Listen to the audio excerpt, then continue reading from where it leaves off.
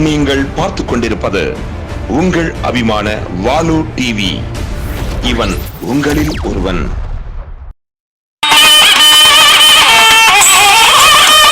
மீண்டும் வணக்கம் அன்புறவுகளே.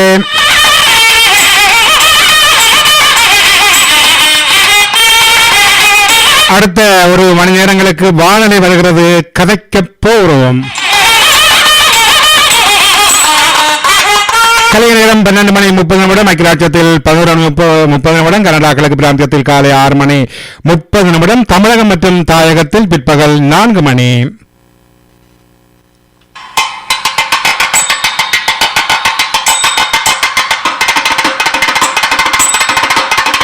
இன்றைய கதைக்க போகும் நிகழ்ச்சி ஊடாக இணைந்து கொள்கிறார் தமிழகத்திலே பாலு தொலைக்காட்சி நிறுவனர், பிரபல பத்திரிகையாளர், பிரபல எழுத்தாளர், இப்படியாக பன்முகம் கொண்ட ஒரு ஊடகவியலாளர் அன்பு நண்பரை இப்பொழுது வானொலியிலே வரவேற்பதில் மகிழ்ச்சி அடைகிறேன். வணக்கம் திரு கணேசன் அவர்களே. வணக்கம் ஐயா, எப்படி இருக்கீங்க? நலமாக இருக்கிறோம். நீங்கள் எப்படி இருக்கிறீர்கள் கணேசன்? மிக நலமாக இருக்கிறேன். முதற்கண் நமது வானொலி நேயர்களுக்கு, அதாவது சர்வதேச தமிழ் வானொலி பிரான்ஸ், யுகம் வானொலி கனடா அவர்களுக்கு, எல்லோருக்கும், ஐரோப்பிய நாட்டில் உள்ள அனைவருக்கும் எனது மதிய வணக்கத்தையும், கனடாவில் உள்ள நமது தமிழ் சொந்தங்களுக்கும் தமிழ் உறவுகளுக்கும் இனிய காலை வணக்கத்தையும், இந்தியாவும் மற்றும் இலங்கையிலும் இருக்கிற தமிழ் சொந்தங்களுக்கு இனிய மாலை வணக்கத்தையும் தெரிவித்துக் கொள்கிறேன். நன்றி. அதேபோல் உங்களையும் நாங்கள் சர்வதேச தமிழ் வானொலியுடைய அனைத்துலக நேயர்கள், லண்டன் கலையகம், யாழ்ப்பாண கலையகம், பிரான்சில் இருக்கிற 3 கலையகங்கள் மற்றும் கனடா கலையகங்கள் சார்பில் இருக்கின்ற அனைத்து அன்பு உறவுகள் சார்பிலும் உங்களை வாழ்த்தி வரவேற்றுக் கொள்வதிலே மகிழ்ச்சி அடைகிறோம். கதைக்க போகிற நிகழ்ச்சியூடாக உங்களை இணைத்துக் கொண்டு இன்று 1 மணி நேரம் உங்களோடு நிறைய விடயங்களை பற்றி கதைக்க போகிறோம் என்பதிலே மிக்க மகிழ்ச்சி. அந்த வகையிலே உங்களை பற்றி கூறுவதாக எனக்கு தெரிந்த வரையிலே நீங்கள் ஒரு பிரபல பத்திரிகையாளர், பிரபல ஊடகவியலாளர், எழுத்தாளர், தொலைக்காட்சி நிறுவனர், நீச்சல் பயிற்சியாளர், குழந்தை பாடல் ஆசிரியர், ஒரு பதிப்பக உரிமையாளர், ஒரு அச்சுக்கூட உரிமையாளர் என்று இப்படி உங்களை சொல்லிக்கொண்டே போனால் இந்த நேரம் நமக்கு போதாது. ஆகவே அப்படியான ஒரு பன்முகம் கொண்ட உங்களை இந்த நிகழ்ச்சியினூடாக சந்திப்பதிலே நாங்கள் பெருமை அடைகிறோம். அந்த வகையிலே இவ்வளவுதான் இருந்தாலும் கூட நீங்கள் யார் என்பதை எங்களது நேயர்களுக்காக கூறிக்கொள்ளுங்கள். ஒரு மிகப்பெரிய ஒரு வரவேற்பு கொடுத்திருக்கீங்க, நன்றி.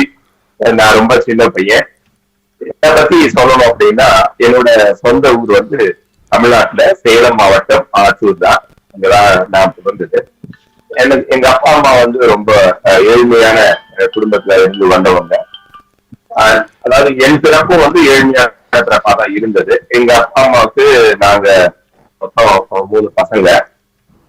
எங்க அண்ணா பிறந்தப்போ எங்க அப்பா அம்மா வந்து ஊரா போய் பிச்சை எடுத்ததான் சொல்லுவாங்க. அந்த மாதிரிதான் நாங்க நம்மளோட குடும்பம் இருந்தது அப்படின்னு சொல்லுவாங்க. நான் பிறந்த பிறகு எங்கள் குடும்பம், எங்க அப்பா அம்மாவும் ஒரு இடத்துக்கு நிலையா வந்துட்டுதாகவும் சொன்னாங்க.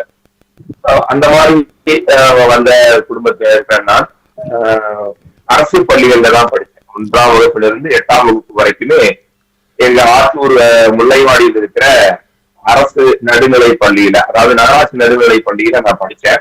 அங்க படிச்சு முடிச்ச பிறகு ஆத்தூர் அரசு ஆண்கள் மேல்நிலை பள்ளியில 1ஆம் வகுப்புல இருந்து 12ஆம் வகுப்பு வரைக்கும் படிச்சேன். அவ்வளவுதான் முடிஞ்சது. அதன் பிறகு எங்க அப்பாவால என்னை படிக்க வைக்க முடியல. ஒரு 2 ஆண்டுகள் மேற்கொண்டு என்னை படிக்க வைங்கன்னு சொன்ன, என்னால முடியலப்பா அப்படின்னு சொல்றாரு. ஏன்னா அப்பா கூலி வேலைக்கு போறது, அம்மா வீட்டுல இருப்பாங்க. அவங்களுக்கு நேரம் கிடைச்சதுன்னா என்ன பண்ணுவாங்க, பூ விற்பாங்க. அந்த மாதிரிதான் ஓடிக்கிட்டு வந்தது. எங்க அப்பா என்னை படிக்க வைக்க முடியல அப்படிங்கறதுனால ஒரு 2 ஆண்டுகள் நானே வேலைக்கெல்லாம் போயிட்டு கிடைச்ச வேலையை செஞ்சுட்டு லேட் பண்றதுக்கு போறது, கொச்சின் வேலைக்கு போறது, கான்கிரீட் போடுறது, செல்பிங் வேலை செய்யறது, தச்சு வேலை செய்யறது, கார்பெண்டர் வேலை, இந்த மாதிரி கிடைச்ச வேலைலாம் செஞ்சுட்டு கடைசியா ப்ரொஃபஷனல் கொரியர் பாயா போய் சேர்ந்தேன். 1 ஆண்டு இருந்தபோது வந்த பணத்தை மிச்சம் செய்து ஆத்தூர்ல இருக்க அறிஞர்களா அரசு கலைக்கல்லூரியில BA படிக்க சேர்ந்தேன். அங்க படிக்க செய்யும் போது நான் சம்பாதித்த பணத்தை வச்சுக்கிட்டு நான் படிக்க ஆரம்பித்தேன். அங்க ஒரு 2 ஆண்டு ரொம்ப கடுமையா தான் இருந்தது. சனி ஞாயிறு இங்க கடைசி வேலைக்கு போவேன், மற்ற நாட்கள்ல கல்லூரிக்கு போவேன். காலையில தெருத்துறவா போய் பூ வித்துட்டு அந்த பணத்தை எடுத்துக்கிட்டு பஸ்ஸுக்கும் சாப்பாடுக்கு எடுத்துட்டு போவோம் கல்லூரிக்கு போறப்போ. இப்படிதான் போயிட்டு இருந்தது. 2ஆம் ஆண்டு நிறைவுல ஆனந்த விகடன், நம்ம தமிழ்நாட்டுல தெரியவங்க எல்லாருக்குமே ஆனந்த விகடன் மாணவ பத்திரிகையாளர் திட்டம் அப்படின்னு ஒவ்வொரு ஆண்டும் கொண்டு வருவாங்க.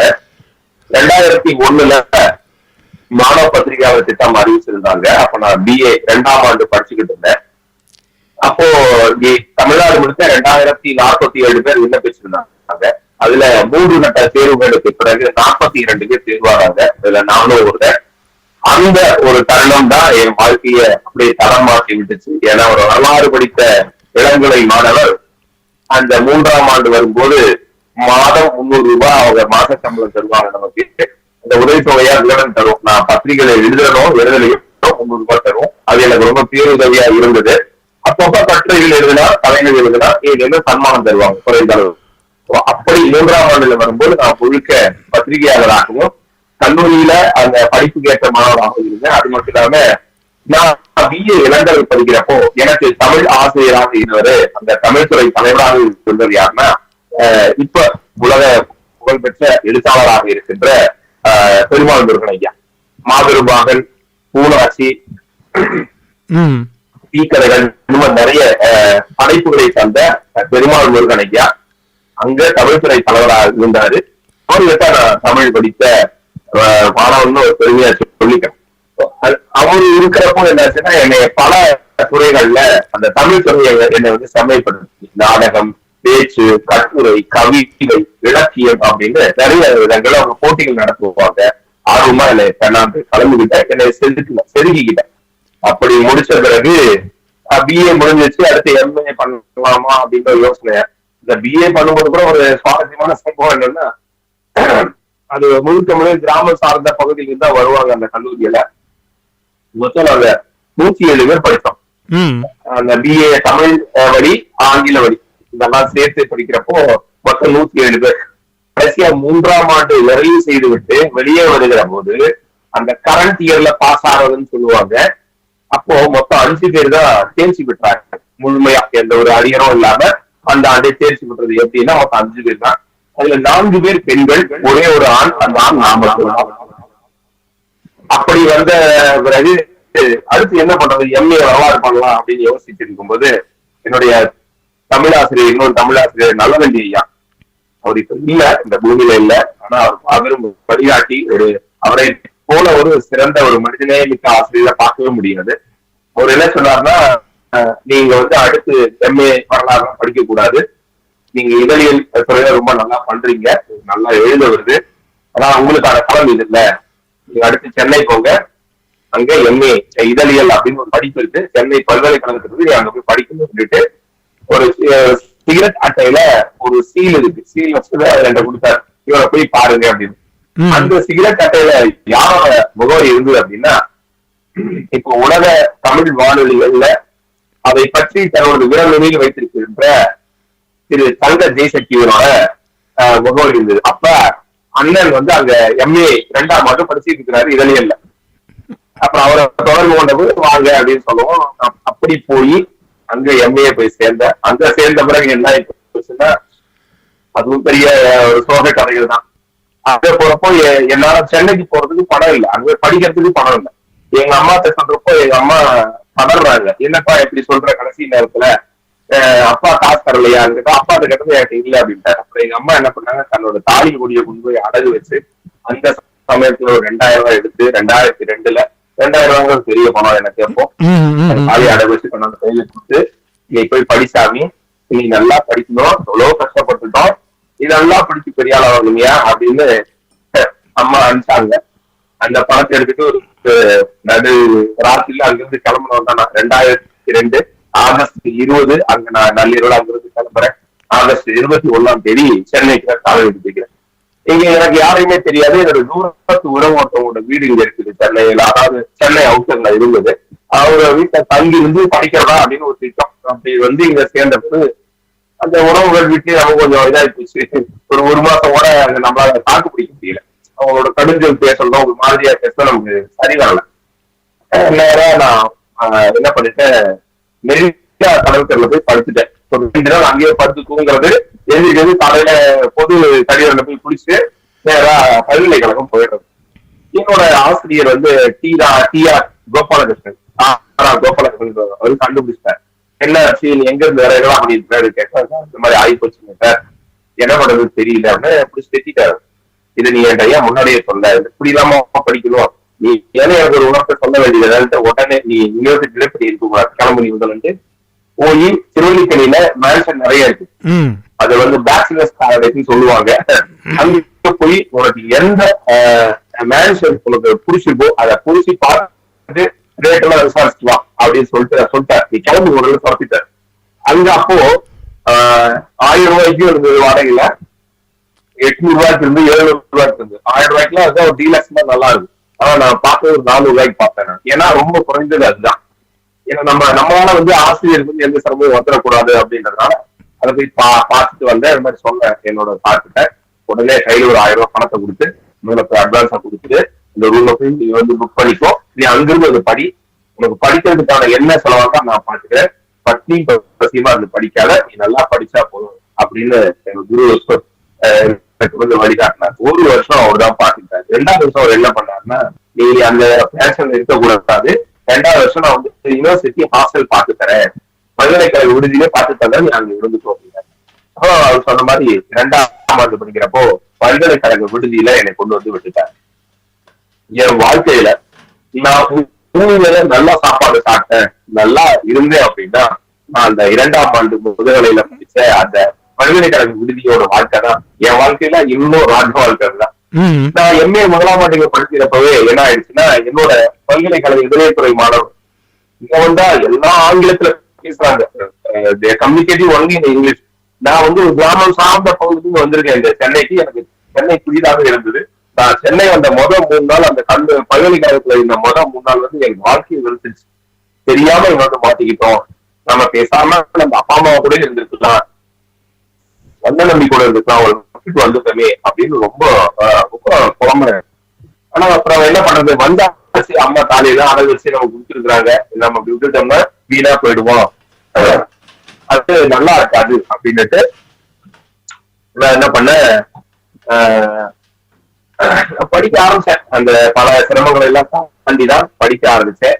அப்போ என்னுடைய நண்பர்கள் ஒரு 6 பேரை சேர்த்துட்டு இளஞ்சிறகு அப்படின்னு ஒரு மாத இதழை நடத்துறேன். இந்த மாத இதழை நடத்துறதுக்கு காரணம் யாருன்னா அண்ணன் தங்க ஜெயசக்தி தான். அவர் எனக்கு முன்னாடியே அப்போ வந்து சர்வதேச வானொலி அப்படின்னு வானொலி சார்ந்த தகவல்களை மாத இதழா ரொம்ப குட்டியா ஒரு கையெழுத்து பிரதியா அண்ணன் வந்து நடத்திக்கிட்டு இருந்தார். அதை பார்க்கிறப்போ எனக்கு ரொம்ப ஆர்வம், எப்படி செய்யறாரு அண்ணன். நான் நிறைய நேரங்கள்ல அவரை பார்த்து நான் வந்து இன்ஸ்பயர் ஆயிருக்கேன், அவரை வந்து நான் வந்து ஊக்கம் பெற்றிருக்கேன். அண்ணனாலதான் நான் எல்லாமே அந்த மாதிரி ஒரு அற்புதமான மனிதர் அண்ணன். அந்த அனுபவத்தை வச்சு நான் இளஞ்சரகு அப்படின்னு ஒரு மாத இதெல்லாம் நடத்தினேன். அது ஒரு 7 மாதம் நான் நடத்தணும், நல்லபடியா சிறப்பா வந்துச்சு. எங்களுக்கு ஒரு 200 வாசகர் வட்டம் இருந்தது, அந்த 200 பேர் இருந்தாங்க. அப்புறம் ப்ராஜெக்ட் அதுல வரவும் எம்ஏ படிப்பு முடிக்கணும், படிப்பெல்லாம் முடிச்சாச்சு, எம்ஏ முடிச்சாச்சு. அதன் பிறகு எம்ஃபில் படிக்கலாம்னு ஆசைப்பட்டேன். என்னோட ஜோசபின் மேம், என்னோட கோபாலகிருஷ்ணன் சார் தான் எனக்கு எல்லாரும் ஃபுல் சப்போர்ட் பண்ணாரு. எல்லாத்தையும் ஜோசபின் மேமும் ஹெச்ஓடியை சப்போர்ட் பண்ணாரு என் லைஃப்ல. அவங்க என்னை பார்த்துக்கிட்டவங்க அவங்கதான். அப்புறம் எம்ஏ முடிஞ்சது, நல்லபடியா முடிச்சேன் ஃபர்ஸ்ட் கிளாஸ்ல. மேற்கொண்டு படிக்கணும் மேடம் சொன்னப்போ, இல்லப்பா நீ ரொம்ப கஷ்டப்படுற, நீ முதல்ல ஒரு வேலையை தேடு அப்படின்னு சொல்லிட்டாங்க. அப்புறம் வேலையை தேடுங்க, வேலை தேடிட்டு கோபாலகிருஷ்ணன் சாரே ஒரு ப்ராஜெக்ட் கையில எடுத்திருந்தேன். யுனெஸ்கோவுக்காக ஒரு ப்ராஜெக்ட், ICT, அதாவது இன்ஃபர்மேஷன் கம்யூனிகேஷன் அண்ட் டெக்னாலஜி. பெண்கள் கையில கொடுத்தா, கிராமப்புற பெண்கள் கையில கொடுத்தா அவங்களோட வறுமை ஒழியுதா அல்லது குறையுதா அப்படிங்கிறது யுனெஸ்கோவோட ப்ராஜெக்ட். அதான் அதனோட ரிசர்ச். 1 இயர் நாங்க போய் கடலூர்ல 2 மாவட்டம், ஒண்ணு வந்து வடக்கால்பட்டு, இன்னொரு வந்து கண்டரப்போட்டு. என் வாழ்க்கையே திசை திருப்பிய பயணம் தான் அந்த பயணம் தான் சொல்லுவோம். ஏன்னா அங்க போய் தான் என்னோட மனைவியை நான் சந்திச்சேன். அப்புறம் கல்யாணம் ஆயிரத்தி வந்தாச்சு. அப்புறம் பத்திரிகை துறையில 2005 கல்யாணம் வந்து நடந்தது. அதன் பிறகு சென்னை வந்துட்டேன், முழுமையா சென்னை வந்தாச்சு. தினமணியில ஒரு 2 வருஷம். அதன் பிறகு மாலை மலர் நிறைய இடங்கள்லாம் பணியாற்றிட்டு, ஆன்லைன்ல பணியாற்றிட்டு, தூர்தர்ஷன்ல பணியாற்றிட்டு, கடைசியா புதிய தலைமுறை கல்வியிடல்ல சீஃப் சர்படித்த தலைமை உதவியாளர் பணியாற்றிட்டு இருந்தேன். இந்த கொரோனா காலம் வந்த பிறகு என்ன ஆச்சுன்னா அந்த இதழையே முடித்தாங்க. ஏன்னா எனக்கு வந்து பணி இழப்பு ஏற்பட்டது. 2019 என்னோட அம்மா தவறினாங்க, 2020 எங்க ஐயா தவறினாரு. ரொம்ப மாபெரும் இழப்பு. அப்புறம் அந்த நேரத்துல எனக்கு வந்து பிஹெச்டி படிக்கிறதுக்கு தமிழ்நாடு சிந்தனை பல்கலைக்கழகத்துல வந்து ஒரு அழைப்பு வந்தது. அங்க இருக்கிற என்னோட ஆய்வு வழிகாட்டி டாக்டர் சித்ரா அவங்கதான் எனக்கு அந்த ஒரு வாய்ப்பை கொடுத்தாங்க. நீங்க வந்து படிங்க அப்படின்னு. நான் போய் படிச்சேன். இப்போ டாக்டரேட் வந்து இப்போ முடிஞ்சிருச்சு, தீர்த்து வந்து சப்மிட் பண்ணியிருக்கேன். இப்போ அந்த கொரோனா முடிஞ்ச பிறகு என்ன ஆச்சுன்னா வேலை இல்லை, என்ன பண்றதுன்னு எனக்கு தெரியல. நமக்கு தெரிஞ்ச எல்லாமே எழுத்து, மீடியா மட்டும்தான். அந்த நேரத்துல என்ன பண்ணேன்னா நான் அந்த வாடு தொலைக்காட்சி ஆரம்பிச்சு அது மேல என்ன பண்ணிக்கிட்டேன். இப்போ இந்த மாதிரி வந்துட்டேன், இந்த அளவுக்கு வந்துட்டேன். இதுதான் என்னோட வாழ்க்கை சுருக்கம். மிக சிறப்பாக நீங்கள் உங்களது வாழ்க்கையை அப்படியே படம் பிடித்து காட்டியது போன்று உங்களது வாழ்க்கையினுடைய வரலாற்றை சிறப்பாக எடுத்து கூறியிருக்கிறீர்கள். உங்களது ஆரம்பம் என்பது எல்லோருக்குமே இந்த நாங்கள் பார்த்தோம்னு சொன்னால் ஒரு துறையில் வந்து பிரபலமாக வந்திருப்பவர்கள் பெரும்பாலும் பார்த்தோம்னு சொன்னால் எல்லோருமே வறுமையான குடும்பத்தில் இருந்து மிகவும் கஷ்டப்பட்டு படித்து அந்த உயரத்துக்கு வந்திருக்கிறோம் என்று கூறுவதிலே நாங்கள் உண்மையிலேயே மகிழ்ச்சியாக இருக்கிறது. அதை சிறப்பாக எடுத்து கூறியிருந்தீர்கள்.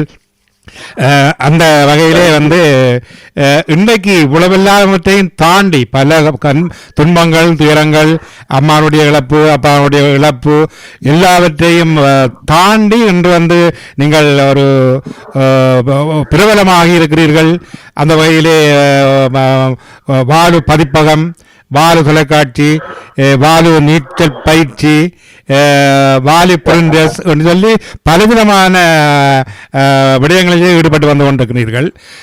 இதில் வந்து உங்களுக்கு மனநிறைவாக நீங்கள் செய்கின்ற பணி எதுவாக இருக்கும்? தொலைக்காட்சி பணி இருக்கிறது, பதிப்பகத்துறையில் இருக்கிறீர்கள், எழுத்துத்துறையில் இருக்கிறீர்கள், ஊடகத்துறையில் இருக்கிறீர்கள், இப்படி பல விடயங்களில் இருக்கிறீர்கள். உங்களுக்கு திருப்தி தருவது எந்த துறை? அதாவதுங்க, நான் இதழியல் துறைக்கு நிறைய பேர் என்கிட்ட கேட்டிருக்காங்க, ஏன் இந்த துறையை நீங்க தேர்வு செஞ்சீங்க அப்படின்னு. நாங்க சின்ன வயசுல இருக்கிறப்போ அந்த ஹைவேன்னு சொல்லுவாங்க, தேசிய நெடுஞ்சாலை ஓரத்துல நாங்க குடியிருந்தோம், குடிசையில. அது வந்து புறம்போக்கு இடம்னு சொல்லுவாங்க. அப்படி புறம்போக்கு இடத்துல நாங்க குடியிருந்த போது அப்ப எனக்கு வயசு இருக்கும் ஒரு 9 இருக்கலாம் அல்லது 11 இருக்கலாம். அதாவது 5ஆம் வகுப்போ 6ஆம் வகுப்போ நான் படிச்சுக்கிட்டு இருக்கேன். ஒரு ரோட்டு ஓரத்துல அது வந்து நெடுஞ்சாலைத்துறைக்கு சொந்தமான இடத்துல குடிசை போட்டிருந்தா என்ன பண்ணுவாங்க, அவங்க ஜப்தி பண்ணி தூக்கிட்டு போயிடுவாங்க. இதெல்லாம் எப்ப தெரியும், நமக்கு நல்லா விவரம் தெரிஞ்ச மாதிரிதான் தெரியும். அதெல்லாம் இதுக்கான ரூல்ஸ் அண்ட் ரெகுலேஷன்ஸ் அது. அப்ப குழந்தையா இருக்கப்ப எனக்கு தெரியாது, சிறுவராக இருக்கும்போது. அப்ப வந்து என்ன ஆயிடுச்சுன்னா, எங்க வீட்டெல்லாம் இடிக்கிறாங்க, இடிச்சு கட்டுமுட்டு சாமான் எல்லாத்தையும் அள்ளி போடுறாங்க அந்த வண்டியில. நகராட்சி போலீஸ்காரங்க இருக்காங்க. போலீஸ்காரங்களை பார்த்தாலே நமக்கு பயம் வந்துடும். சின்ன பையனா எனக்கு ஒரு பயம். எங்க பகுதி மக்களும் போச்சு, அவ்வளவுதான் எங்க வீடு போச்சு அப்படின்னு ஏன் வேடிக்கைதான் பார்க்க முடியுது. யாரும் அவங்கள தட்டி கேட்கல. ஆனா அவங்கள தட்டி கேட்டது ஒரு பத்திரிகையாளர் தட்டி கேட்டாங்க. நீங்க இந்த மக்களை இப்ப நீங்க காலி பண்றீங்கன்னா இவங்களோட போக்கிடம் எங்க? நீங்க முன்கூட்டியே அறிவிப்பு கொடுத்தீங்களா, நோட்டீஸ் கொடுத்தீங்களா, இல்ல மாற்று இடம் கொடுத்தீங்களான்னு பல கேள்விகளை கேட்டு அவங்க வந்து போலீஸ்காரரும் அவங்க பயந்துக்கிட்டு பதில் சொன்னாங்க. ஆனா அதே மாதிரி எங்க குடிசையெல்லாம் போனதுதான். ஆனா ஒரு காவல்துறையே ஒரு கேள்வி கேட்க தைரியமான கேள்வி கேட்ட ஆள் யாரு அப்படின்னு ஒரு பத்திரிகையாளர் அப்படிங்கிற ஒரு இடை வந்து அந்த சின்ன வயசுல என் மனசுக்குள்ள விழுந்திருக்குது. அதை பார்த்த சம்பவத்துல அது விடல மாணவ பத்திரிகையாளர் என்னை அவங்க தேர்வு செஞ்சாங்க. இந்த தேர்வு செஞ்ச போது என்ன ஆச்சுன்னா, நான் ஒரு பத்திரிகையாளராக தான் தேர்வானேன்.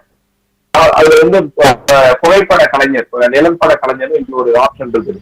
நான் என்ன பண்ணேன், இது மட்டும் போதாது, நான் சொந்தமா ஒரு எஸ்எல்ஆர் கேமரா, அது வந்து அப்ப பிலிம் போட்டுதான் ஷூட் பண்ணும், எனக்கு ஒண்ணுமே தெரியாது.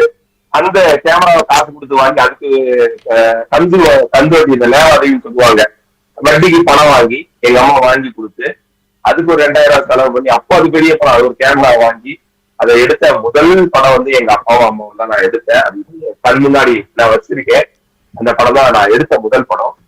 அதை நான் கத்துக்கிட்டு நான் அங்கிருந்து வெளியே வரும்போது விகடன் மாணவ பத்திரிகையாளர் மற்றும் நிலப்பட கலைஞர் அப்படின்ற சான்றிதழ் பிடிந்தா வெளியே வந்தேன். ஒரு பத்திரிகையாளராக இருக்கிற மன நிறைவு எனக்கு வேற எதுவும் இல்லாம இருந்தது.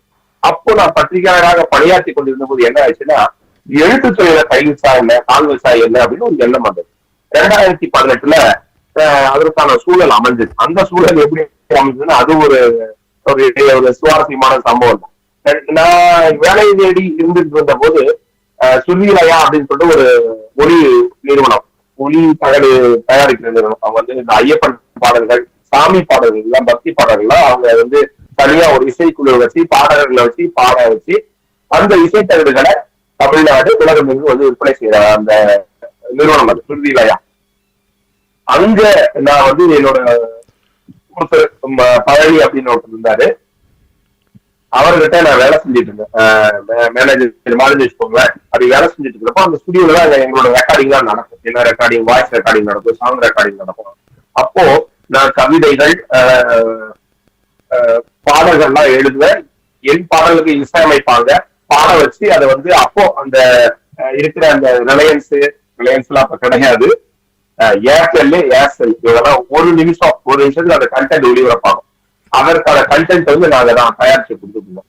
அந்த பழக்கத்துல அங்க இருக்கிறது என்ன சொன்னாங்கன்னா, சிறுவர்களுக்காக ஒரு அனிமேஷன் தொடர் வந்து நாங்க எடுக்க போறோம், அதற்காக நீங்க ஒரு திரைக்கதை எழுதி தரணும் அப்படின்னு சொல்லிட்டு ஆர்டிச்சூடியா, அவையார் எழுதிய ஆர்டிச்சூடியா எங்களுக்கு வந்து ஒரு ஸ்கிரிப்டா, அனிமேஷன் ஸ்கிரிப்டா எழுதி கொடுங்கன்னு சொல்லி அவர் கேட்டிருந்தாரு. அதற்காக ஒரு 10 நாள்ல உட்காந்து அந்த ஸ்கிரிப்டை எழுதி கொடுத்தேன். அதனால அது கடைசியில அந்த இது வரல. சித்திரம்னு சொல்லிட்டு ஒரு இப்ப நம்ம சுட்டி டிவி மாதிரி இருக்குங்களா, அது மாதிரி சித்திரம் ஒரு சிறுவருக்கான தொலைக்காட்சி இருந்தது, கலைஞர் டிவியோடது. அதுக்காக அது உருவாக்கப்பட்டது. ஆனா என்ன ஆச்சு, அது ஏதும் அது வரல, அந்த ப்ராஜெக்ட் வந்து டிராப் ஆயிடுச்சு. அப்புறம் என்னாச்சு, சரி அதை நம்ம புத்தகமா ஆக்கலாம் என்ன அப்படின்னு கேட்டப்போ அவர்கிட்ட கேட்டேன், இந்த மாதிரி சுருதிலயா நிறுவனம் செய்திருக்கேன், தாராளமா குழந்தைகளுக்காக தான் செய்யணும் நாங்க பார்த்தோம், புத்தக வடிவத்தில் வேணும், போய் குழந்தைகளுக்கு சேரணும், தாராளமா செய்யுங்க அப்படின்னாரு. அதை பாரதி புத்தகாலயத்துல கொடுத்த போது ஒரு 6 மாசம் டைம் எடுத்துக்கிட்டாங்க. அதை படிச்சுட்டு உங்களுக்கு தேர்வாகி இருக்கு, உங்களுக்கு புத்தகமாக்க போறோம்னு சொன்னாங்க. 2017 வந்து அது புத்தகமாச்சு. இப்படிதான் அதை எழுத்துத்துறைக்கும் உள்ள வந்தேன். எழுத்துத்துறைக்கு உள்ள வரப்போ நான் இப்போ வரைக்கும் பாத்தீங்கன்னா ஒரு 14 புத்தகங்கள் எழுதியிருக்கேன். அதுல ஒவ்வொரு புத்தகமும் எனக்கு மனநிறைவை தந்ததுதான். பத்திரிகையாளராக இருக்கும் போது ஒரு மனநிறைவை தந்ததுதான், எழுத்தாளராக இருக்கும்போது இன்னொரு மனநிறைவை தந்தது. அடுத்து என்ன பண்ணலாம் அப்படிங்கும் போது ஊடகம், அதாவது கொரோனாவால வேலை போயிடுச்சு, அடுத்து என்ன பண்றதுன்னு எனக்கு தெரியல, சம்பாதிக்க வழியில. ஏன்னா கல்யாணம் ஆச்சுன்னு சொன்ன எனக்கு 2 பசங்க இருக்காங்க. பெரியவன் வந்து அப்போ +1 படிச்சுட்டு இருந்தா, சின்னவன் வந்து 7ஆவது படிச்சுட்டு இருந்தா. ஒரு தனியார் பள்ளியில அவங்க சேர்த்து வச்சிருந்தோம். ரொம்ப சிரமமா இருந்தது அந்த காலத்துல, நாங்க தொடர்ந்து வளர்ந்துட்டு சரி என்ன செய்ய, நமக்கு தெரியும் இதுதானேட்டு வாலு டிவின்னு சொல்லிட்டு யூடியூப்ல ஒரு சேனல் ஆரம்பிச்சு நானும் எனக்கு நண்பன் அமுதனும் சேர்ந்து இதை ஆரம்பிச்சு மெல்ல மெல்ல நாங்க பண்ணிட்டோம். அப்படி ஒவ்வொன்றா செஞ்சுட்டு வரும்போது ஒவ்வொன்றுக்குமே எனக்கு ஒரு ஆத்ம திருப்தி தான். ஏன்னா எந்த ஒரு பணியை எடுத்தாலும் அதை நேர்த்தியாவோ எனக்கு பிடிச்ச மாதிரியோ அது வந்து நிறைய பேருக்கு பிடிக்க வைக்கிற மாதிரியும் செய்யணும்னு நான் விருப்பப்படுவேன். ஒரு நேர்த்தி அது வந்து எங்க அப்பா கிட்ட இருந்து எனக்கு வந்தது. எதை செஞ்சாலும் அதுல ஒரு அழகியலும் ஒரு நேர்த்தியும் இருக்கணும்னு எங்க ஐயா விரும்புவார். சின்னதா செஞ்சாலும் அதை திருத்தமா செய்ய அப்படிம்பாரு. அந்த அழகியல அந்த இதுமே என்ன எல்லாத்துலயுமே நான் பார்த்தேன். படம் வரைதலாகட்டும், ஒரு கவிதை எழுதுறதாகட்டும், கதை எழுதுறதாகட்டும், புத்தகம் எழுதுறதாகட்டும், எல்லாமே இப்போ இந்த மாதிரி இருக்கும்போதுதான் அதுக்கு பிறகு பதிப்பகம் ஒண்ணு தொடங்கினா என்ன அப்படின்னு ஒரு எண்ணம் வந்தது. போன ஆண்டு 2023 ஜூலை 17 நான் அதை தொடங்கினேன், வாலு பதிப்பகம். இது வரைக்கும் அது கிட்டத்தட்ட 5 புத்தகங்கள் என்னோட பதிப்பகத்துல இருந்து ரிலீஸ் பண்ணிட்டேன். ஏப்ரல் 14 3 புத்தகம் ரிலீஸ் ஆக போது, மே 1ஆம் தேதி ஒரு புத்தகம் ரிலீஸ் ஆகும் போது இப்படி போயிடுச்சு.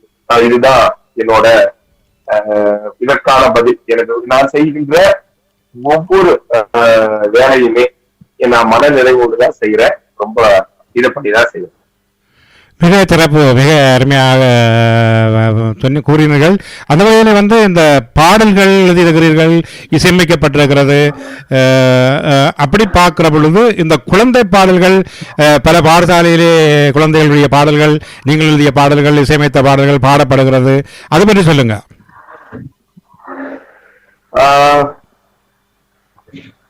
இப்போ என்னோட பாடல்கள், நான் குழந்தை பாடல்கள் அப்படின்னு பாக்குறப்போ 2006 2008 நான் தினமணியில ஆன்லைன்ல நான் வேலை செஞ்சுக்கிட்டு இருக்கேன்.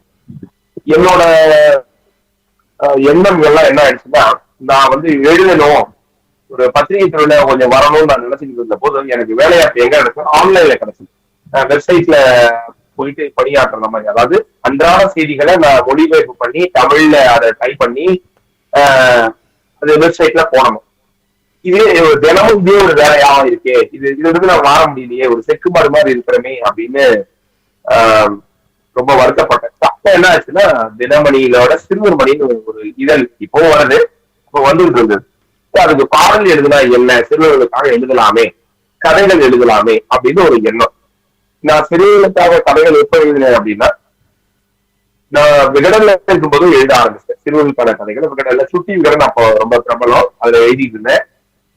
ஆனந்த விகடன்ல என்னோட ஒரு பக்க கதை, நான் அங்க மாணவ நிருபரா இருக்கும்போது ஒரு பக்க கதை வந்திருக்கு. என்னோட அந்த எழுத்து பணி அப்படிங்கிறது அந்த இடத்துல பிரகாசிக்க ஆரம்பிச்சது. அதை பிரகாசிக்க வச்ச பெருமை என்னுடைய விகடன் இணை ஆசிரியர் திரு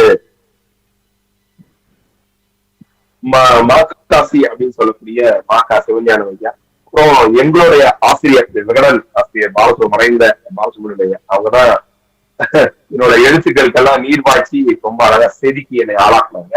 அந்த ஆர்வம் என்ன ஆச்சுன்னா, தினமணியில குளிர் விடவும் பாடல்கள், குழந்தைகளுக்கான பாடல்களை நான் எழுத ஆரம்பிச்சேன். அங்க நான் இருந்து பணியாற்றி கிட்டத்தட்ட 7 பாடல்கள் எழுதியிருந்தேன். அதுவும் பிரசுரமாக்கி வந்து இந்த அனுபவத்தை கொண்டு நாங்க முதல்ல இந்த நாடகம், அந்த அறம் செய்ய விரும்புவோம் அப்படிங்கிற அந்த ஸ்கிரிப்ட் தான் புத்தகமா கொண்டு வந்தோம். அதன் பிறகு சிறுவர்களுக்காக அந்த பாடல்களை எழுதி 2வதாக ஒரு புத்தகம் ஓடிவா ஓடிவா சின்ன குட்டி அப்படிங்கிற தலைப்புல நான் புத்தகமா வெளியிட்டேன்.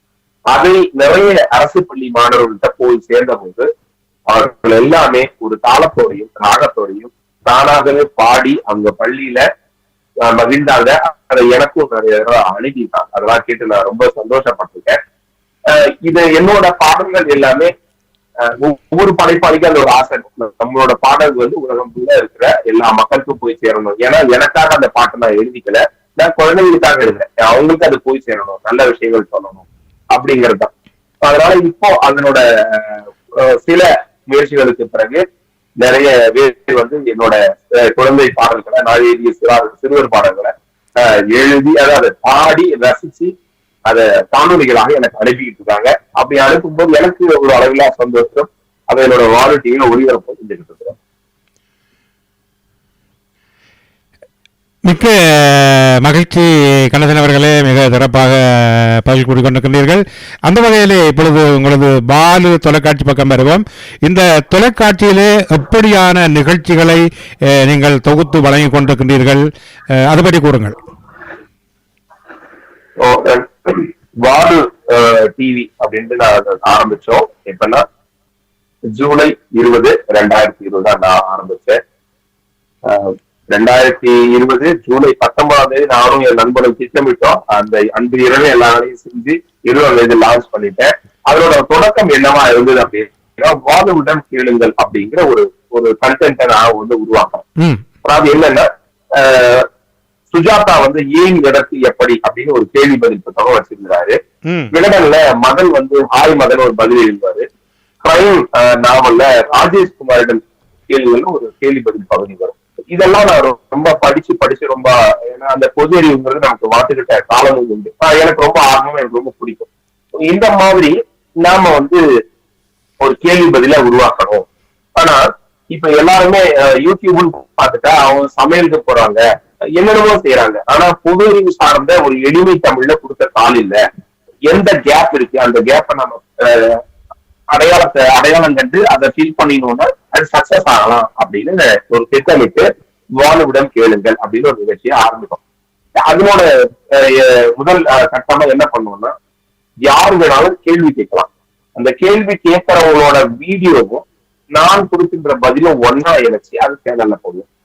அதாவது இப்போ நீங்க கேட்கறீங்கன்னா, நீங்க புத்தகத்துல கேள்வி கேட்கும்போது உங்க போட்டோ வராது, உங்க பேரு தான் வரும். ஆனா அந்த வீடியோல நீங்க கேட்கிற கேள்வி, வாலு இப்போ வந்து மாடு ஏன் அசை போடுது அப்படின்னு நீங்க கேக்குறீங்க. உங்க பேரை சொல்லணும், உங்க ஊரை சொல்லணும்.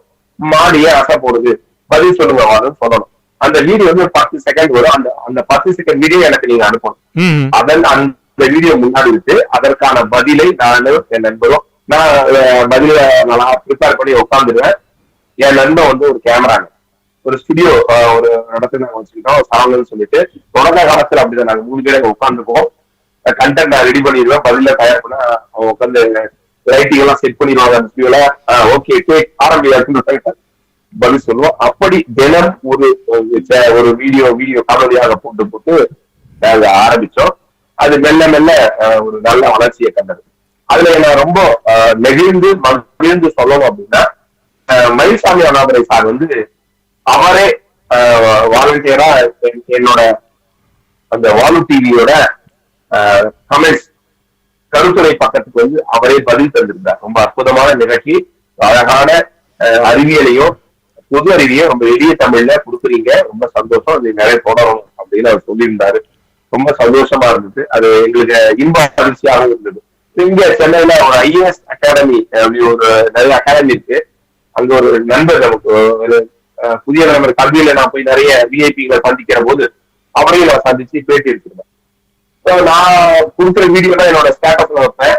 அப்ப அவர் அதை பார்த்துட்டு அவர் ஒரு சேனல் வச்சிருக்கிறார் யூடியூப்ல, அதை வந்து அவர் ரெஃபர் பண்ணவும் அன்னைக்குன்னு பார்த்து ஒரு 2000 இருந்த எங்களோட சப்ஸ்கிரைபர் வந்து டக்குன்னு 6000 அளவுக்கு ஏறிச்சு.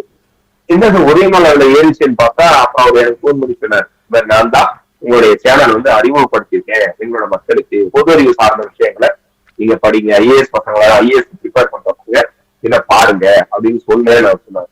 இந்த மாதிரியான ஒரு இன்ப அதிர்ச்சிகள்லாம் எனக்கு கிடைச்சது.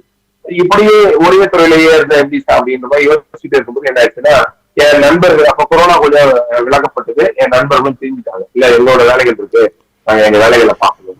அப்ப நான் தடுக்கி விடப்பட்டதுனால என்ன பண்ணேன், சரி நாம ஏதேனும் ஒரு புதுசா பண்ணிக்கலாம், ஏன்னா அவங்க சப்போர்ட்ல பண்ண முடியாது அப்படின்னு என்ன பண்ண, என் பசங்க வந்து அப்போ அந்த கொரோனா பீரியட் முடிஞ்சதும் சம்மர் டைம் நீச்சல் கற்றுக் கொடுக்கலான்ட்டு கிணத்துக்கு போய் நீச்சல் கற்றுக் கொடுக்கலாம். எங்க பெரிய பையனும் சின்ன பையனும் கூட்டிட்டு போனேன். அவங்க 2 பேரும் முதல் நாள் ரொம்ப அழுக ஆரம்பிச்சாங்க, நான் கத்துக்க மாட்டேன் போ பண்ணிட்டாங்க. அப்புறம் அவங்க ஆசுவாசப்படுத்தி அடுத்த வாரம் கூட்டிட்டு போறேன். அன்னைக்கு அந்த ஒரே நல்ல பசங்க அப்படி கத்துக்கிட்ட போதுதான் ஒரு ரொம்ப சந்தோஷமா இருந்தது. நம்ம பிள்ளைங்களுக்கும் ஒரே நாள்ல சொல்லி கொடுக்குறோம், மற்றவங்களுக்கும் இது சொல்லி கொடுக்கலாமே அப்படின்னு ஒரு எண்ணம் வந்தது. அப்புறம் எடுத்ததை வந்து வீடியோவா எடுத்திருந்தோம். அதை நான் எடிட் பண்ணி நான் எடிட்டிங் எல்லாமே நான் தான் பண்ணுவேன். ஏன்னா அவங்க விட்டுட்டாங்க எங்க கைவிட்ட பிறகு நான் தான் எல்லாமே எடிட் பண்ணுவேன். எடிட் பண்றதுக்கு ஒரு ஆள் இருந்தாரு, ஷூட் பண்றதுக்கு ஒரு நண்பர் இருந்தாரு, நான் பேசுறதுக்கு மட்டும் இருப்பேன். இப்ப எல்லாரும் அந்த 3 வேலையும் நான் செய்யணும். கேமரா வந்து இப்ப என் பசங்க ஹேண்டில் பண்ண ஆரம்பிச்சாங்க, அவங்க என் குழந்தைகளுக்கு கற்றுக் கொடுத்தேன். எடிட்டிங் நானே கத்துக்கிட்டேன். இதெல்லாம் பண்ணி அந்த வீடியோ போடும்போது அது நல்ல ஒரு வரவேற்பை வந்துச்சு. பாத்தீங்கன்னா அந்த ப்ரோக்ராம் வந்து என்னோட இதுல நம்ம வாலிடம் கேளுங்களுக்கு அப்புறம் ரொம்ப சூப்பர் டூப்பர் சக்சஸ்ல ஒரே நாளில் நீச்சல் பயிற்சி வரலாம். அது இப்போ வரைக்கும் 56 எபிசோட் தாண்டி 56 வாரம், கிட்டத்தட்ட 1.5 ஆண்டுகள் வச்சுக்கோங்களேன். அந்த 1.5 ஆண்டுகள் இருக்கிற ஒவ்வொரு ஞாயிற்றுக்கிழமையும் நான் அந்த கிணத்துல தான் இருந்திருக்கேன், மக்களோட இருந்திருக்கேன். இது வரைக்கும் 76 பேர் நான் நீச்சல் கற்றுக் கொடுத்துருக்கேன். அரசு பள்ளி மாணவர்கள் கிட்டத்தட்ட 30 பேர் நான் இலவசமாவே கல்வியாது நீச்சல் பயிற்சி கொடுத்திருக்கேன். அதன் பிறகு கொஞ்சம் சிலர் வந்து அதுல ஒரு சீரியஸ்னஸ் இல்லாம அது ஏதோ பொழுதுபோக்கு நினைச்சு வந்து அந்த நீச்சல் பயிற்சி என்னோட நேரத்தை வீணடிக்கும். அதுக்கப்புறம் தான் ஒரு கட்டணம் ஒரு நிர்ணயிச்சேன். அதன் பிறகு அந்த ஏமாத்திரவங்களும் குறைய ஆரம்பிச்சாங்க, கற்றுக்கொள்ள ஆர்வம் வந்தாங்க. இது வரைக்கும் 76 பேருக்கு நீச்சல் கற்றுக் கொடுத்துருக்கேன். அவங்க உயிரை காப்பாற்றக்கூடிய ஒரு கலையை கற்றுக் கொடுத்த ஒரு ஆத்ம திருப்தி எனக்கு இருக்கு. என் பசங்க 2 பேரும் என்னை விட அந்த நீச்சலை ரொம்ப நல்லபடியா வந்துட்டாங்க. இந்த நீச்சல் வீடியோக்களை பார்த்துட்டு எழுத்தாளர் ஆர்னிகான் தாசன் என்ன பண்ணாருன்னா, தினமலர் சிறுவர் மலர்ல கடற்கல்வி நகரம் ஒரு சிறுவர்களுக்கான தொடர் கதையை எழுதினாரு. அந்த தொடர் கதையில நான் தான் நாயகன். வானு டிவி கணேசன் என்னை வச்சு என்ன மாதிரியே படம் எல்லாம் போட்டு அது ஒரு 25 வாரம் தொடர்ந்து அது வெளிவந்தது. அதன் பிறகு அது புத்தகமாக பாதிப்பட்ட காலத்துல புக் ஃபார் சில்ட்ரன் வெளியிட்டாங்க. நம்ம வானு டிவில என்ன அப்படின்னா ஒரு ஜனரஞ்சகமான பொதுவான ஒரு தொலைக்காட்சியா தான் இருக்கணும். ஒரு பர்டிகுலர் கண்டென்ட் அது அடங்கக்கூடாதுன்னு ரொம்ப கவனமா இருக்கும். அதனால நாட்டு நடப்பு, புத்தக விமர்சனம், இலக்கியம் சார்ந்த விஷயங்கள், சென்னை புக் ஃபேர் வந்துச்சுன்னா சென்னை புக் ஃபேர் ஃபுல்லா கவர் பண்ணுவேன். என்னென்ன ஸ்டால் இருக்கு, அது எந்தெந்த ஸ்டால்ல என்னென்ன முக்கியமான புத்தகங்கள் இருக்கு, எது நல்ல உங்களுக்கு வந்து தள்ளுபடி விலைகள் கிடைக்குது அப்படிங்கறதெல்லாம் ஒவ்வொரு ஆண்டும் நாங்க கவர் பண்ணும்போது அதற்கான வாசனை மட்டும் ரொம்ப நல்லா வந்தது. நான் வரலாறு படித்த மாணவன் அப்படிங்கறதுனால எங்கேயும் வரலாற்று சார்ந்த இடங்களுக்கு போனேன்னா நான் அதெல்லாம் என்னோட வீடியோவை கவர் பண்ணி அதையும் நான் வந்து என்னோட சேனல்ல டெலிகாஸ்ட் பண்ணுவேன். பலதரப்பட்ட விஷயங்களும் அது இருக்கும். ஆனா ஒண்ணு கூட ஒரு மோசமான அர்த்தம். ஏதேனும் நீங்க ஒரு வீடியோ பார்த்தாலும் அது உங்களுக்கு புதிதாக ஒரு தகவலை கற்று தந்து விட்டு போகும். அதுதான் என்னோட குறிக்கும். அதனால என்னோட சேனலுக்கு வந்து வாலு டிவி இவன் உங்களில் ஒருவன் அப்படின்னு அதுக்கு ஒரு டேக் லைனா வச்சிருக்கேன். 3 ஆண்டு தாண்டி சொல்றாங்க. எங்களோட வாலு டிவில இப்ப பாத்தீங்கன்னா 65,600க்கும் மேற்பட்ட சந்தாதாரர்கள் இருக்கிறாங்க. நான் 1 லட்சத்துக்கு மேல கண்டிப்பா கொண்டு வந்திருக்கிறேன். இப்ப நான் பிஹெச்டி அந்த முனைவர் பட்டத்துக்காக கடந்த 1.5 ஆண்டு காலமா நான் கள ஆய்வுக்கு போக வேண்டி இருந்ததுனால நான் அவ்வளவா அந்த வாலு டிவியை கண்டுக்கல. இந்த ஆய்வேடு வந்து சமர்ப்பிச்சிருக்கேன். இதன் பிறகு நான் என்ன பண்ணணும், நான் இதை மீண்டும் நான் பணிக்கு திரும்பவும் பத்திரிகையாளராகவோ அல்லது ஏதேனும் ஒரு கல்லூரி பல்கலைக்கழகத்துல உதவி பேராசிரியராக நான் போகலாம்.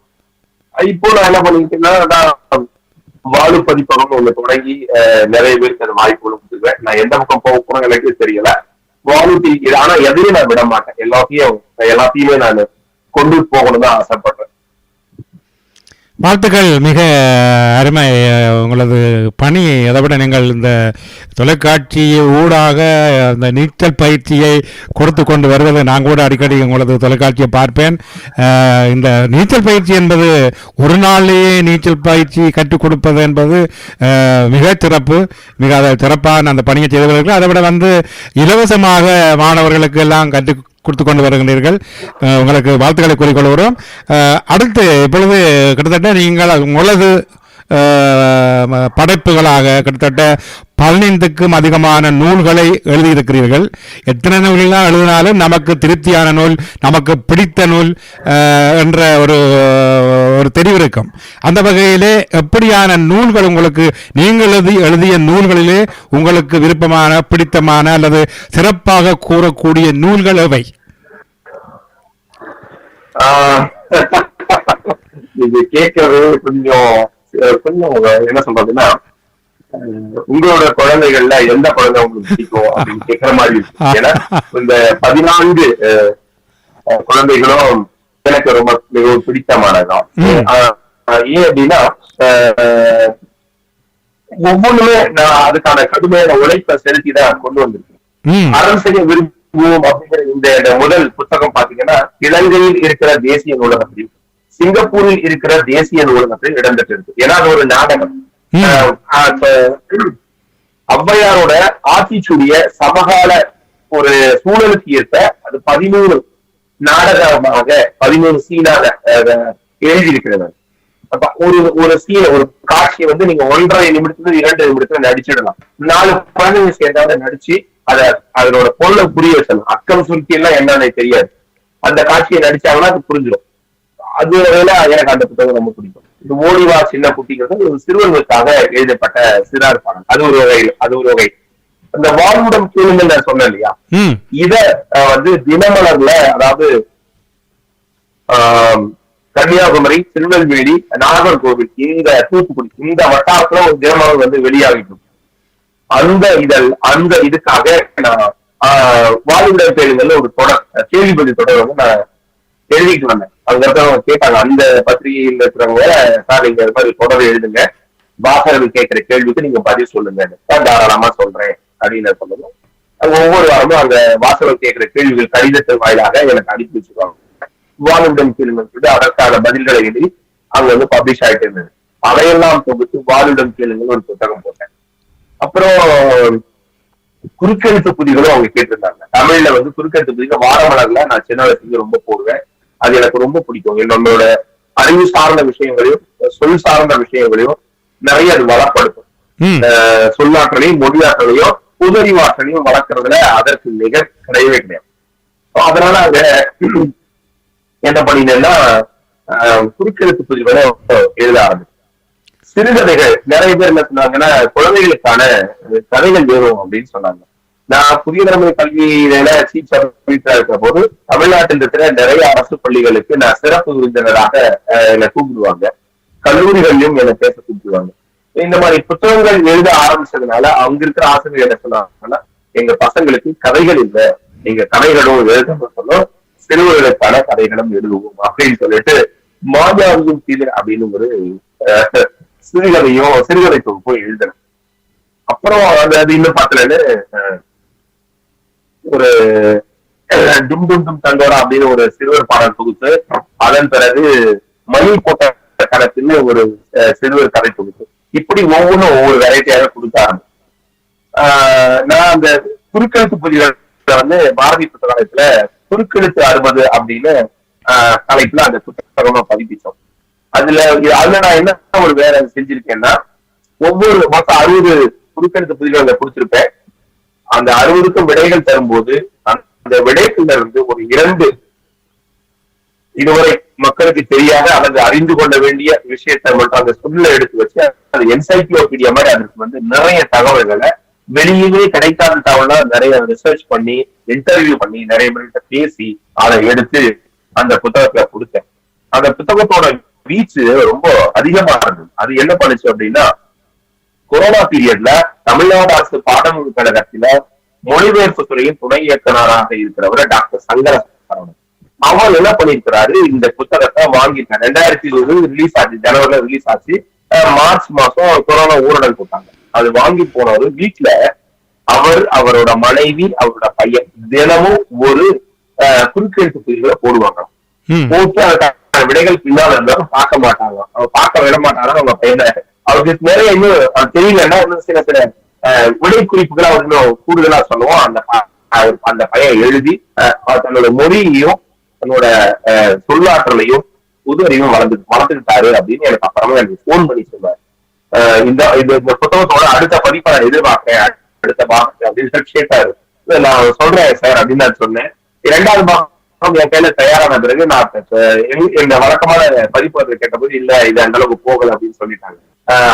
அப்ப நான் சார் இந்த மாதிரி அடுத்த பாகம் இருக்கு என்ன பண்ணலான்னு இந்த மாதிரி நான் கேட்டேன். அவங்க இந்த மாதிரி சொல்லிட்டாங்கன்னா, ஐயோ அதுக்கு இல்ல, நீங்க கொண்டு வாங்க, தமிழ்நாடு அரசு பாடநூல் கழகம் இந்த புத்தகத்தை பதிப்பிக்குது, நீங்க கொண்டு வந்துருங்க அப்படின்னு. அதே 2ஆம் பாகத்தை நாங்க கொண்டு வந்தேன். பாரதி புத்தகத்துல வந்து டெல்லி சைஸ்ல கொண்டு வந்தேன்னா, இது வந்து டவுன் சைட்ல பெரிய சைட்ல ரொம்ப அற்புதமா அழகா வடிவமைச்சு தமிழ்நாடு அரசு பாடநூல் கழகத்துல அந்த புத்தகத்தை நான் போட்டேன். அது மட்டும் இல்லாம தமிழ் என்னை வாழ வைக்குது அப்படின்னா, எப்பவுமே என்னை வாழ வைக்குது. எனக்கு அந்த அளவுக்கு ஆங்கிலம் வராது, ஆனா தமிழ் ஓரளவுக்கு வரும். அந்த அடிப்படையில சொல் விளையாட்டுன்னு சொல்லி அது ஒரு புத்தகம் எழுதி இது 2மே தமிழ்நாடு அரசு பாடநூல் கழகம் பதிப்பிச்சு.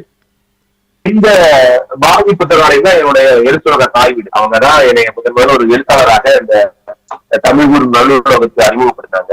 3ஆவதா ஒரு புத்தகம், அது ஒரு வீச்சு இன்னும் பயங்கரமா இருந்தது. என்னன்னா, விடமாட்டேன் முன்னை அப்படின்னு ஒரு விஜய் நாவல் எழுதிட்டு இருந்தேன். இது எப்படி எங்க எழுதுறேன் அப்படின்னா, மறுபடியும் 2003 தான் நான் கூட்டிட்டு இளஞ்சிறகு அப்படின்னு சொல்லி நான் ஒரு கையெழுத்து பிரதி நடத்தினேன் இல்லையா, அதுல ஒரு தொடர் கதை எழுதணும். ஏன்னா எழுதுனா நல்லா இருக்குமே, வாரம் வந்து இல்ல மாசம் வாசகர்களை அடுத்து என்னன்னு தூண்ட வைக்கணும். ஏன்னா அப்படிதான் நம்மள சின்ன வயசுல படிச்சிருப்போம். குமுதமா இருக்கலாம், குங்குமமா இருக்கலாம், ஆனந்த உடனே அந்த தொடர்கதை வந்து அடுத்த வாரம் அந்த புத்தகத்தை வாங்குவது அந்த மாதிரி பொக்கி போட்டு எழுதுவாங்க. அப்ப என்னோட ஒரு தொடர்கதை எழுதலாம், என்ன எழுதலாம்னு யோசிச்சப்போ 2000 நான் நேரடியா என் கண் முன்னாடி நான் கண்ட ஒரு சம்பவம், ஒரு மரண சம்பவத்தை நான் தொடர்கதையா அதுல இதையும் தொடர்கதையா எழுதினேன். அது 7 பாகம் தான் அது எழுத முடிஞ்சது. அதன் பிறகு எழுத முடியும், ஏன்னா புத்தகம் நின்று போச்சு, கொண்டு வர முடியல. அதை நான் முழுமைப்படுத்தி விடமாட்டேன் உன்னை அப்படின்னு தலையில இங்க நாவலா வந்து பாரதி புத்தகத்தை பதிப்பிச்சேன். அந்த புத்தகம் நிறைய வாசகர்களை எனக்கு கொண்டு வந்து சேர்த்தது. அண்மையில ஒரு கிட்டத்தட்ட ஒரு 1.5 ஆண்டுகளுக்கு முன்னாடி மதுரையில ஒரு கிராமத்து பள்ளியில் இருக்கிற ஒரு ஆசிரியை என்னை சந்திச்சாங்க சென்னையில. அப்ப அவங்க சொன்னாங்க, சார் உங்களோட புத்தகம் வந்து எங்களோட நூலகத்துல இருக்கு. நான் ஒரு பையன்கிட்ட எடுத்து கொடுத்தேன். திடீர்னு என்ன ஆயிடுச்சுன்னா அந்த பையனுக்கு எல்லாரும் பேய் குடிச்சு ஸ்கூல் ஃபுல்லா சார் என்னை எக்ஸாம் கூட்டு வந்து சண்டை போட்டாங்க, என்ன புத்தகத்தை கொண்டு அந்த பையனை கொடுத்தேன், அவன் 2 நாள் பேய் குடிச்சு உட்காந்துருக்கான், ஒண்ணு சாப்பிட மாட்டாங்க, ஒண்ணு செய்ய மாட்டாங்க அப்படின்ற மாதிரி ஒரு பிரச்சனை ஆயிடுச்சு சார் அப்படின்னு. நான் பதறிட்டேன், என்னமா இந்த மாதிரி எல்லாம் ஆகுமா சொல்லுங்க. இல்ல சார் அந்த பையன் விடமாட்டேன் படிச்சா அப்படி ஆயிட்டதா அப்படின்னு அவங்க சொன்னாங்க. ஆனா நான் அந்த புத்தகத்தை படிக்கல, நான் வந்து நூலகத்தோட பொறுப்பாளர் விடுமுறை நான் படிச்சுட்டு தான் கொடுத்துருக்கோம். ஆனா நான் படிக்காம கொடுத்துட்டேன். என்னோட தலைமை ஆசிரியர் என்னை திட்டினதுனால என்ன எதுவும் தெரியல, சரிங்க நான் என்னன்னு பாக்கலாமான்னு சொல்லிட்டு நான் முதல்ல அந்த புத்தகத்தை வாங்க நான் ரொம்ப நெகிழ்ந்து போயிட்டேன். இவ்வளவு அற்புதமா எழுதிருக்கீங்க. நான் அப்புறம் அந்த பையன்கிட்ட கேட்டேன் சார். அந்த பையன் சொன்னா 2 நாட்களாக அந்த நாவலில் இருந்து என்னால் வெளியே வர முடியல டீச்சர், அது என்ன ரொம்ப ஆழமா என்னை பதிய வச்சிருச்சு, அதனாலதான் நான் வந்து 2 நாள் அப்படி இருந்தேன்.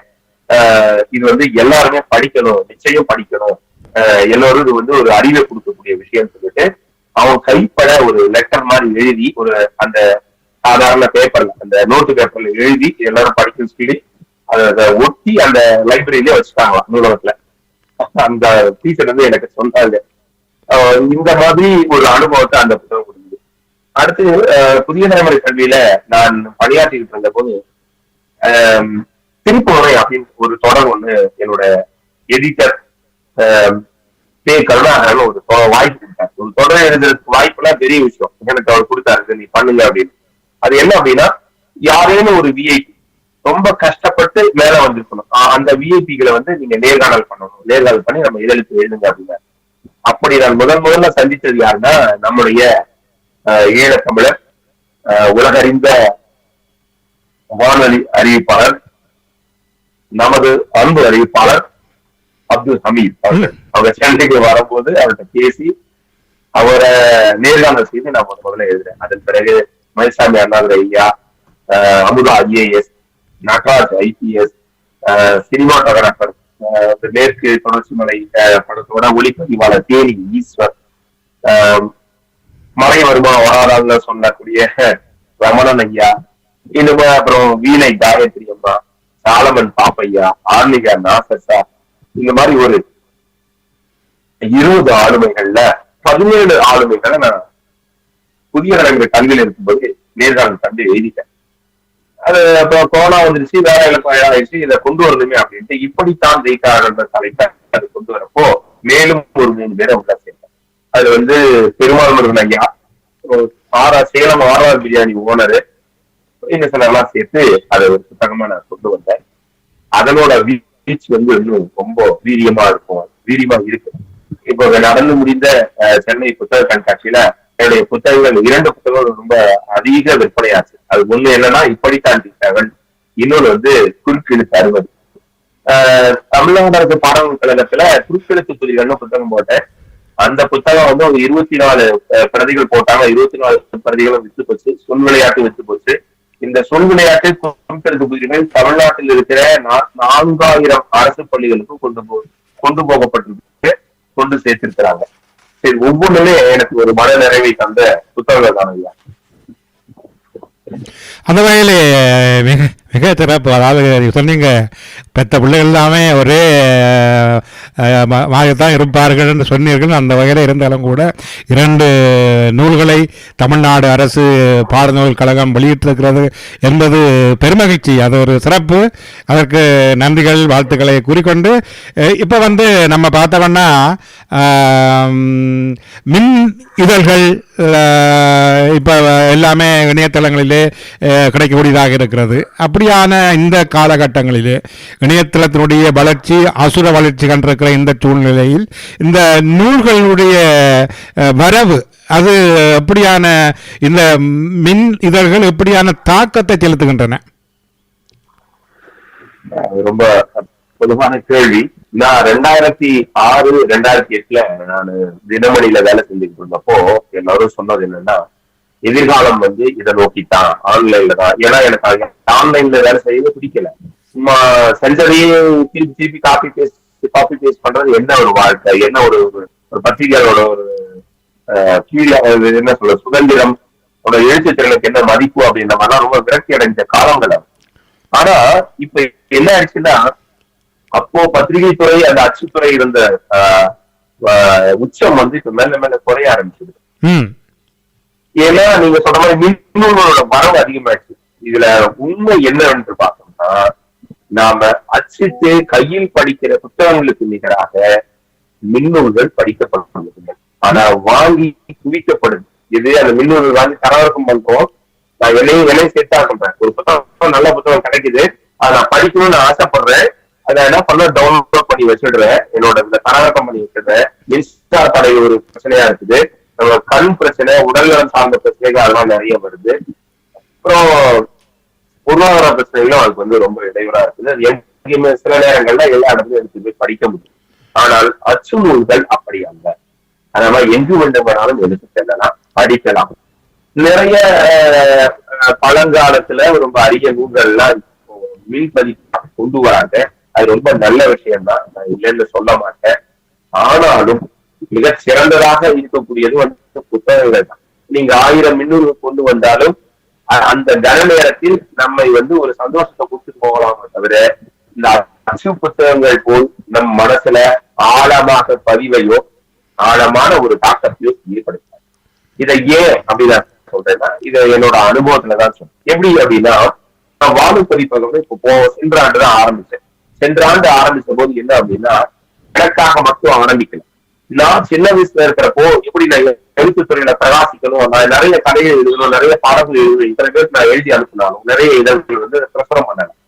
அது நம்ம அந்த மாதிரி இப்ப இருக்கிற மக்களுக்கு நம்ம ஒரு வாய்ப்பு கொடுத்தா என்ன அப்படின்னு ஒரு எண்ணம் வந்தது. சரி, அதுக்காக ஆரம்பிக்கும் சொல்லிட்டு ஒரு வாட்ஸ்அப்ல ஒரு குழு ஆரம்பிச்சு நான் இந்த மாதிரி ஒண்ணு பண்ணேன். முதல்ல ஒரு என்ன பணம் அப்படின்னா, 77ஆம் சுதந்திர தின விழா சென்ற ஆண்டு இந்தியாவில் கொண்டாடப்பட்டது. அப்போ 77 பேர் மட்டும் எனக்கு வேணும், 77 கவிஞர்கள் வேணும். ஒவ்வொருத்தவங்களும் நான் ஒரு 15 தலைப்பு கொடுத்திருந்தேன். அதுல நீங்க கவிதை எழுதணும். அந்த 77 கவிதையோட படைப்பு 77ஆவது சுதந்திர கண்டு வெளிவரும் நான் சொல்லியிருந்தேன். அப்போ 77 பேரும் 105 பேர் சேர்ந்தாங்க அந்த குரூப்ல. மனமளமலன்னு சேர்ந்துட்டு ஒரு 77 பேர் வந்ததை நான் நிறுத்திட்டேன். இதுக்கு மேல யாரும் அனுப்ப வேண்டாம், ஏன்னா என்னோட இலக்கை நான் வெற்றிப்பேன் அப்படின்னு சொல்லி அந்த புத்தகம் ஒரு மாபெரும் வெற்றியை தந்தது. அதனோட வெற்றி என்ன ஆயிடுச்சுன்னா, அடுத்தடுத்து நான் வந்து புத்தகங்கள் கொண்டு வரதுக்கு ரொம்ப ஏதுவா வந்து நிறைய விதமான கனவுகளோட இருந்தாங்க. அந்த முதல் புத்தகத்தை பார்த்துட்டு நிறைய பேர் சார், நாங்க இது வரைக்கும் நிறைய புத்தகங்களுக்கு படைப்புகளை நாங்க அனுப்பியிருக்கிறோம், ஆனா ஒண்ணு கூட எங்களோட படைப்புகளை வந்து வெளியே கொண்டு வந்ததில்லை, அது வந்து யாருக்கும் தந்ததும் இல்லை. நான் ரொம்ப என்னோட படைப்பு முதல்ல அச்சிலே இருந்த ஒரு சந்தோஷத்தை எனக்கு சொல்ல வார்த்தை என்ன குழந்தை பண்ண மாதிரி எனக்கு ஒரு சந்தோஷம் இருக்குது அப்படின்னு அவங்க சொன்னாங்க. அதன் பிறகு என்ன பண்ண, ஒரு பக்க கதைகள் அப்படின்னு ஃபர்ஸ்ட் கவிதை, அடுத்து ஒரு பக்க கதைகள் நான் கொண்டு வந்தேன். ஒரே பக்கத்துல ஒரு கதை எழுதணும், அதற்கு நிறைய வரவேற்பு. அதன் பிறகு ஒரு கவலம் நிலாசோதுன்னு சொல்லிட்டு ஹைக்கூ கவிதைகள் கொண்டு அதற்கு நல்லா வருது. அதன் பிறகு காதல் எழுதம் அன்பரும் பேராளி அப்படின்னு ஒரு புத்தகம், அதற்கும் நல்லா வரவேற்பு.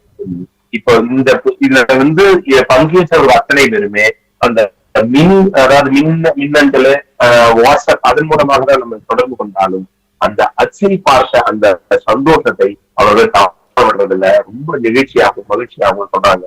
இந்த புத்தகங்கள் வந்து அவங்களுக்கு கால பொக்கிஷமாகவும் இருக்கு. இப்பவும் பாத்தீங்கன்னா பசங்க பள்ளியில புத்தகங்களை போட்டுதான் படிக்கிறாங்க. கொரோனா காலத்துல இந்த எல்லாம் உலகளாவிய ஒரு பிரச்சனை என்ன எழுந்தது அப்படின்னா, மாணவர்கள் கல்வி பாதிக்கப்பட்டுச்சு, என்ன பண்ணலாம்னு சொல்லிட்டு அவங்க கையில டேபையும் மொபைல் போனையும் கொடுத்தாங்க. அது என்ன பண்ணிடுச்சுன்னா, அது ஆக்டோபஸ் மாதிரி அந்த குழந்தைகளை மென்னு முழுங்கிடுச்சுன்னு தான் நம்ம சொல்லணும். ஏன்னா புத்தகங்கள் அந்த மாதிரியான தீங்கு அது செய்யல. மின்னூல்கள் அல்லது இந்த மாதிரியான விஷயங்கள் என்ன பண்ணிருச்சுன்னா, அது வந்து அது மின்னூல்களை விட இந்த சாதனங்கள் ஒரு மறைமுகமான ஒரு அறிவை வந்து உருவாக்கிடுச்சு. உதாரணத்துக்கு சொன்னா, என்னோட சொந்த ஊர்ல எனக்கு தெரிஞ்ச நண்பனோட பையன், ரொம்ப நல்லா படிச்சுட்டு இருந்த பையன், சதுரங்கத்துல ரொம்ப ஆர்வம் உள்ள பையன், என்ன ஆயிட்டான்னா மொபைல் போனுக்கு அடிக்ட் ஆகி நிறைய கேமுக்கு அடிக்ட் ஆகி நான் படிப்பையும் விட்டுட்டான். வீட்டுல ரொம்ப என்ன சொல்ற முரட்டு பையனா வளர்ந்து, நீ தரலைன்னா இந்த களவாணி படத்துல சொல்ல வர மாதிரி, நீ எனக்கு அதை தரலைன்னா போன் தரலைன்னா வீட்டுக்கு டிவி உடச்சிருக்கான், அதை களம் உடச்சிட்டாங்க. அந்த மாதிரி எல்லாம் அவன் மனநிலை மாறி. இதுல உதாரணத்துக்கு ஒன்று உலகளாவிய பெரிய பிரச்சனை. என்னதான் நீங்கள் மின்னூறு கொண்டு வந்தாலும் அது உங்கள் கண்களை பாதிக்கும், உங்களுடைய உங்கள் உடல்நலத்தை பாதிக்கும், உங்களோட எல்லா விஷயங்களையுமே பாதிக்கும். ஆனால் அச்சு புத்தகங்கள் உங்களுக்கு எந்தவித பாதிப்பையும் தராது.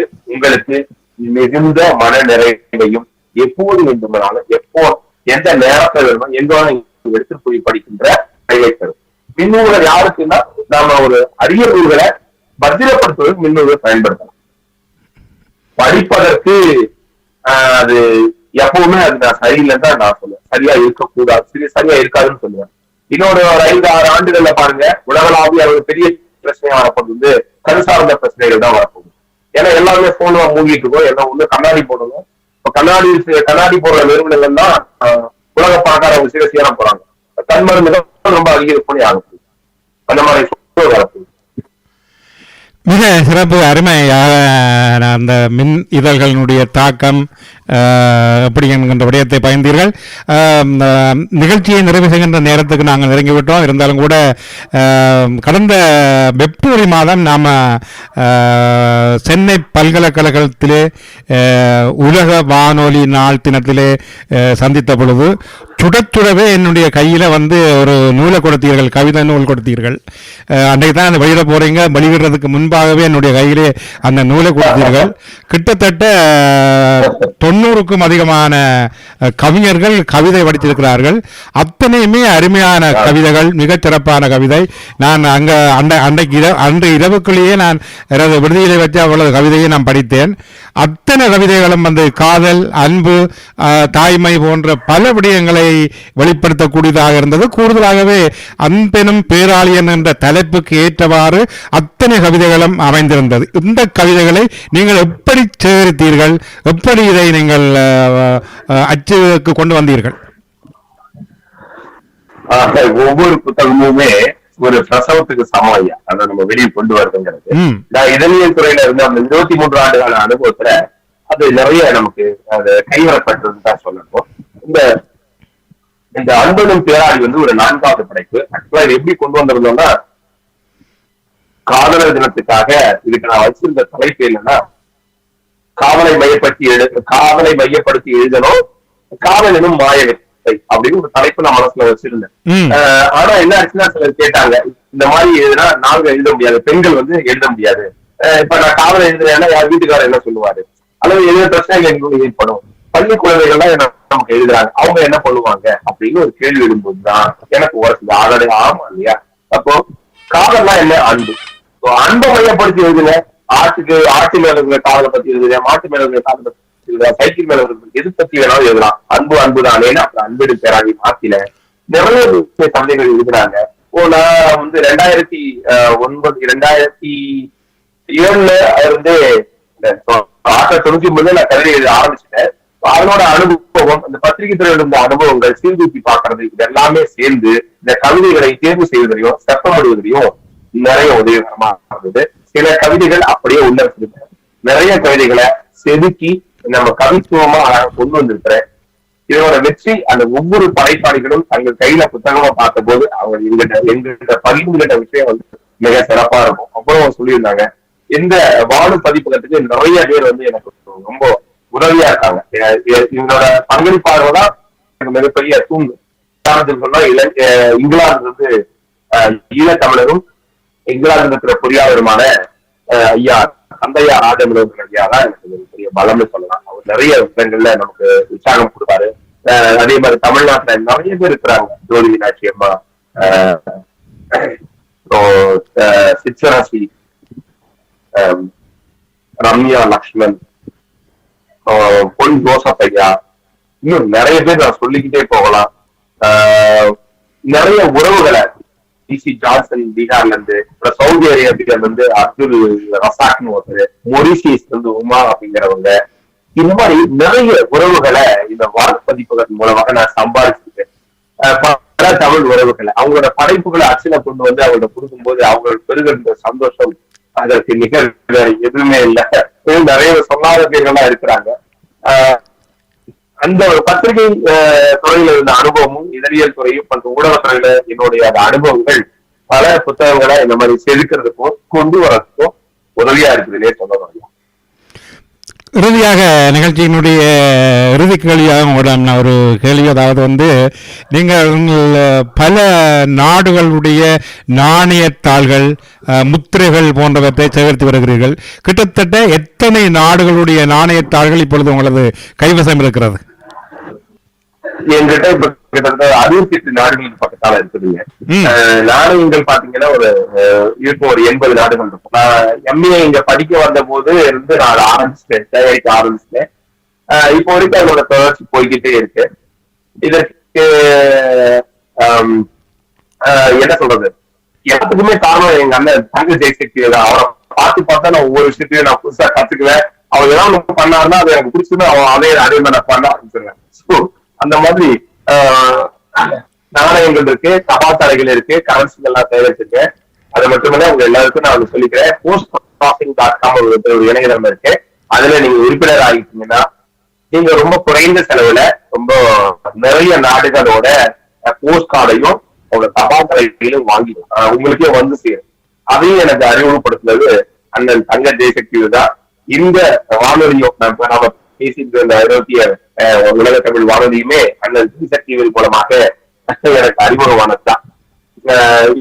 இந்த நிகழ்ச்சி மூலம் உங்களை எல்லோரும் நான் சந்தித்ததற்கு முதற்கண் காரணமாக இருந்த என்னை பெற்ற என் தந்தையான வானொலி தெய்வங்களான என் அம்மா வள்ளியம்மாள் அவர்களுக்கும் என் ஐயா மோகன்ராஜ் அவர்களுக்கும் அவங்களோட பொறுப்பாளர்களுக்கு வழங்கிக்கிறேன். அவங்க எல்லாமே அந்த பூமியில நான் இல்லை.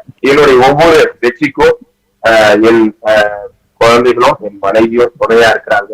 அவங்களுக்கு என்னோட நன்றி. இந்த நிகழ்ச்சி மூலமா உங்களை எல்லோரும் சந்திச்சதுல மிக மிக மகிழ்ச்சி அடைகிறேன். உங்களை எல்லோரும் ஒரு நாள் நேரில் சந்திப்பேன். அப்போது இந்த வாழ்வு உங்களுக்கு நிறைய ஆவலாகுமா. நன்றி அன்புக்குரிய கணேசன் அவர்களே.